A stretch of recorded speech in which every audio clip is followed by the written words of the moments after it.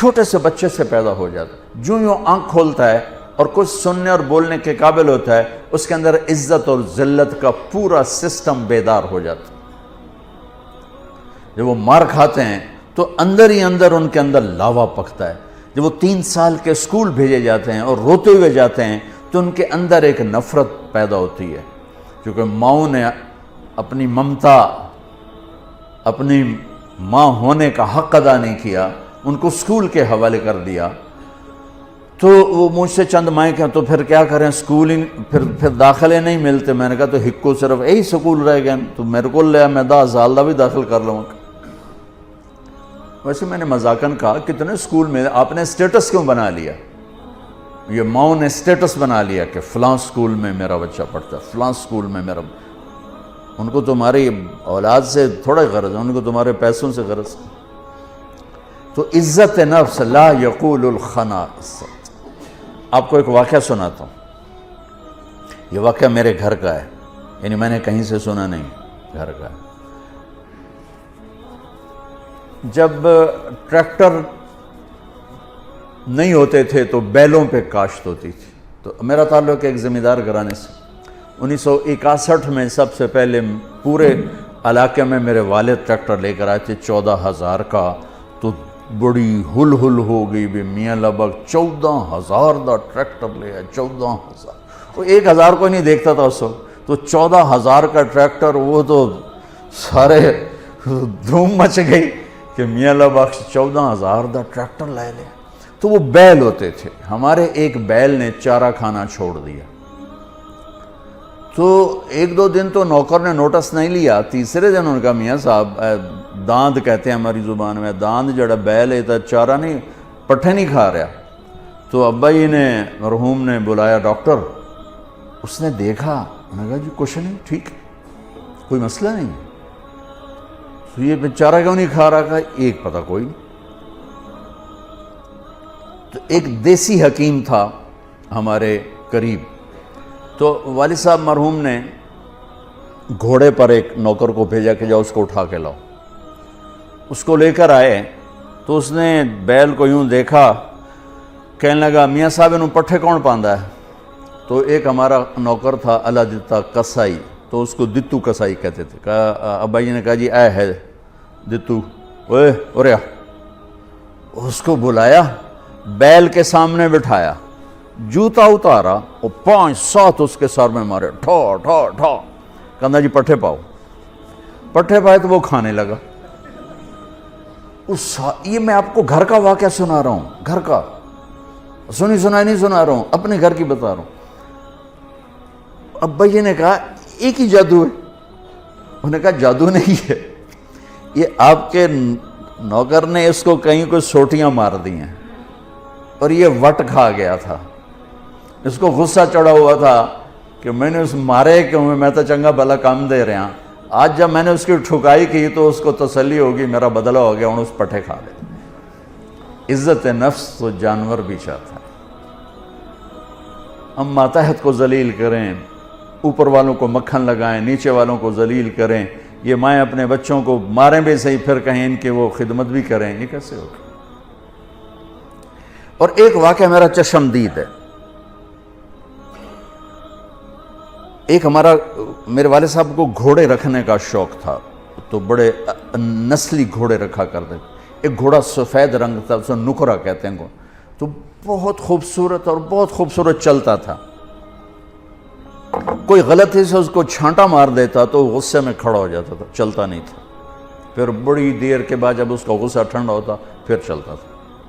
ایک دن میں اور میرا چھوٹا بھائی ہم دونوں تانگے پر، اور ہمارا کوچوان اس کو چلا رہا، چاچا گامو مرحوم اس کا نام تھا، تو اس نے اس کو چھانٹا مار دی۔ یہ میرا دیکھا واقعہ ہے۔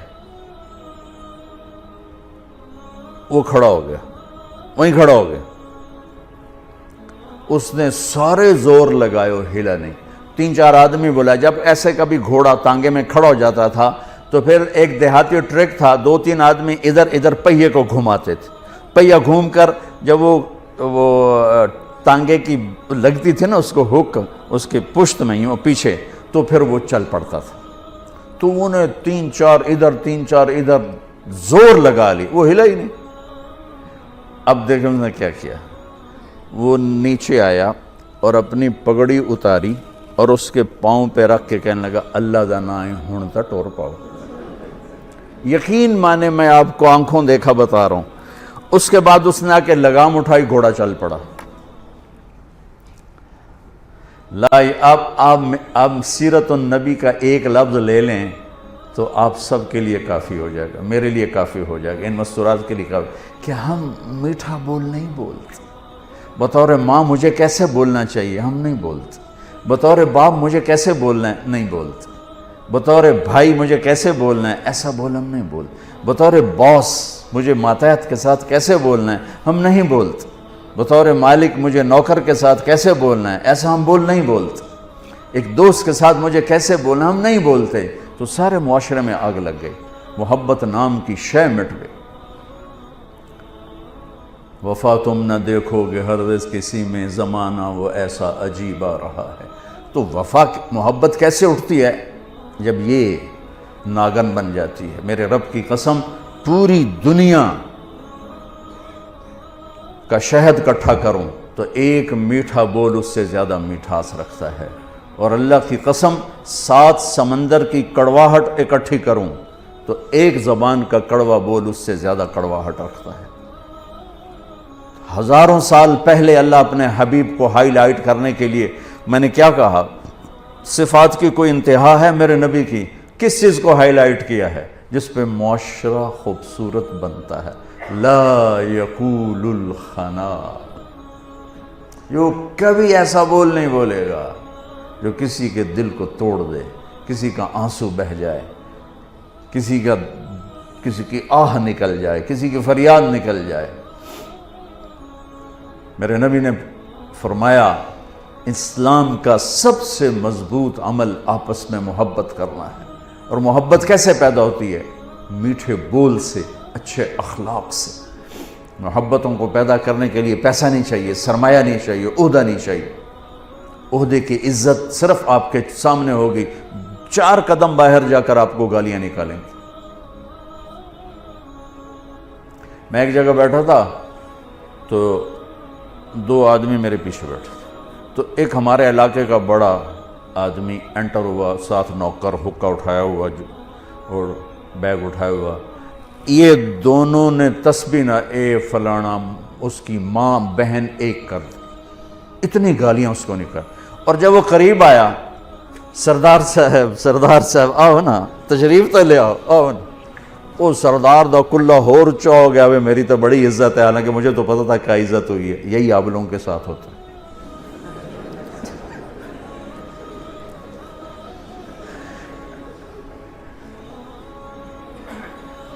اگر آپ دلوں میں بسنا چاہتے ہیں، ایک لفظ پہ عمل کر لیں۔ جانور بھی آپ سے پیار کریں، انسان تو انسان ہے، جانور بھی آپ سے ایک زبان کا بول میٹھا کر لیں۔ کتنی ہی کڑواہٹ پی جائیں، پی جا ایام کی تلخی کو بھی ہنس کے ناصر، غم کے سہنے میں بھی قدرت نے مزہ رکھا ہے۔ سبحان اللہ۔ میرے نبی نے فرمایا، معاذ تمہیں ساری شریعت کا خلاصہ بتاؤں؟ اور کس کو کہہ رہے ہیں؟ معاذ بن جبل کون ہے؟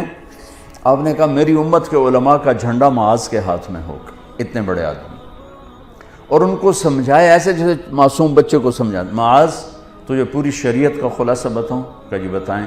تو آپ نے یوں کیا، پہلے فزیکلی زبان نکالی، پھر فرمایا کف ھذا، معاذ اسے قابو میں رکھو، اور اس کو تعبیر کہہ دیے شریعت کا خلاصہ۔ پورا دین زبان کے اندر بند کر دیا، زندگی، معاشرت، ہر چیز کو کہا اسے قابو میں رکھو، کہ یہ کھل جائے تو سارا معاشرہ بے قابو ہو جاتا اور سارا معاشرہ امبیلنس ہو جاتا، اور یہ قابو میں ہو تو گھر آباد، عزت محفوظ، رشتے آباد، محبتیں باقی۔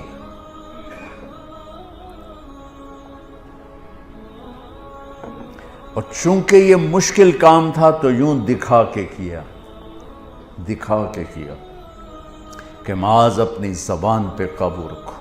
وہ کہنے لگے یا رسول اللہ انواخذ بما نقول، جو ہم بولتے ہیں اس کا بھی حساب ہوگا؟ تو آپ نے کہا تیرا بھلا ہو۔ وَهَلْ يُكُبُّ النَّاسَ فِي نَارِ جَهَنَّمِ إِلَّا حَصَائِدُ أَلْسِنَتِهِمْ، سب سے زیادہ جہنم میں دھکا دینے والی زبان ہوگی۔